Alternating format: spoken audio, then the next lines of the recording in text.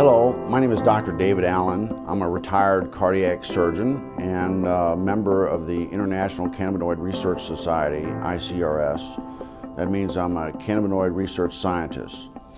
And I'm here to tell you about the discovery of the endocannabinoid system, the ECS, and the significance and how it will change medicine. And we discovered the endocannabinoid system about 30 years ago, and we really didn't understand the significance of its discovery. And so we found out that this is a chemical communication that your body has. It's not electrical, it's chemical, and it's kind of like the hormone systems that people are familiar with. And your body makes these cannabinoids. They're endogenous, so they're endocannabinoids, and they perform some miraculous functions in the body. And we're just learning the significance of these functions. And basically, the endocannabinoid system is responsible for homeostasis. Most people don't understand what that really means, but it's the body's ability to maintain itself and function in the proper environment. And so it's critically important that that doctors in the future understand this control mechanism. And we're finding out that that manipulation of this endocannabinoid system will control diabetes. It controls cancer. It controls whether you can survive a heart attack or stroke. And so this is critically important for doctors to understand this new science. And the discovery of the endocannabinoid system is the single most important medical scientific discovery ever, and will save more lives than the discovery and application of sterile surgical technique. And I'm a heart surgeon saying that. So more people will be saved by manipulation of the endocannabinoid system than are currently saved by surgery. But recent research has been looking at cannabis and the different cannabinoids. There's over 80 plus cannabinoids discovered in the cannabis plant. The second most dominant one besides THC is cannabidiol or CBD. Okay. And the research now is over 1,200 peer-reviewed journals on CBD. It's probably the most exciting and researched ingredient or substance right now around the world. Mm-hmm. It doesn't have the psychoactive or high that is associated with THC, but it has a tremendous amount of other benefits, including research shows anti-seizure, anti-epileptic, which is why it's gotten a lot of popularity. You do a lot with children with seizure disorders, and they're getting benefits from this plant in a safe, non-toxic way versus all these drugs that typically don't work. Mm-hmm. And there's neuroprotective benefits, so you see a lot with concussions and the NFL. There's a lot of research being done now with chronic traumatic encephalopathy or chronically banging your head a lot.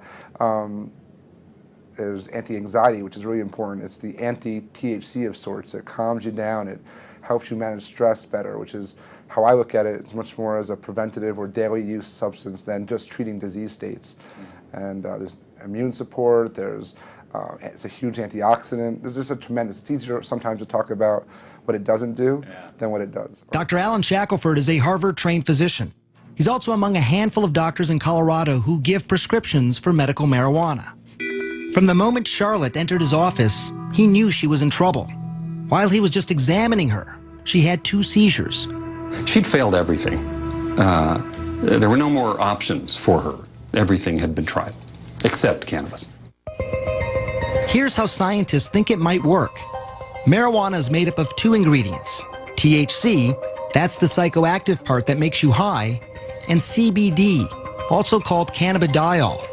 It's the CBD that scientists think modulates electrical and chemical activity to help quiet the excessive activity in the brain that causes seizures. I've been telling my patients to cut. Dr. Julie Holland is the editor of the Pot Book, a complete guide to cannabis. For a long time, the work on cannabis and epilepsy was sort of inconclusive. Maybe it works, maybe it doesn't. They couldn't quite figure it out. And it's only when they really started separating THC from CBD that they saw, definitively, yes, CBD seems to really stop seizures. So in the 1930s, they made tinctures. What were they making the tinctures for, and why were they doing these tinctures? Well, I mean, the medicinal uses of hemp are just numerous. The hemp helps, well, we can talk about the cancer effects of hemp, but it helps with inflammation. It's very anti-inflammatory. It helps with seizures. It's very effective with PTSD for the vets that are coming back that have post-traumatic traumatic stress disorder. Very effective at treating that. It's an anti-inflammatory. But then the uses of hemp for cancer, what I've studied, because of my book, Cancer Step Outside the Box, and the number of cancers, there's about a dozen different cancers that have been studied in depth with medicinal marijuana, with hemp. And so the studies, from brain cancer to prostate cancer to pancreatic cancer, uterine cancer, cervical cancer, prostate cancer, it's amazing. Okay, so what is in hemp that it's this THC, correct? Well, there's chemicals that are called cannabinoids. Right. THC is short for delta-9 tetrahydrocannabinol. I'm glad you said it because I couldn't. That's the only time I'll get it right. I'm glad I got it right. So that's the one, THC is the one cannabinoid that everyone's familiar with. That's the one that's psychoactive, and that's the one that gets you high if you smoke it. Okay. But there's other cannabinoids. One is called CBD, cannabidiol, and it's very medicinally used. There's no psychoactive component of CBD. So what do? Extract these to make tinctures, or you can make tea out of? You can make tea. You can eat it. It's a great superfood. You're into raw. A lot of people use raw hemp in their superfoods. Well, do you get high off of hemp if you eat it as a superfood? No, well, or just the seeds. You've got to heat the THC to make it become psychoactive. So people that eat the plant, they put in a smoothie. You know, the super green smoothies. Right. You're not going to get high off of that because you didn't superheat it. But is it then, if you put it in a smoothie like that, is it a good prevention to cancer? It is. It's very well. It's got a perfect ratio of omega-3 to 6 fatty acids. It's got more GLA, gamma-linolenic acid, than any other plant. So it's got some really great fats. You're well aware of the importance of good fats in your diet. Yeah. So hemp it's a perfect superfood to eat. But it's also medicinal. I just never understood why hemp had gotten such a bad rap, and now I understand that it was really politically motivated by somebody who owned basically trees and didn't want to be in competition with the hemp to make paper.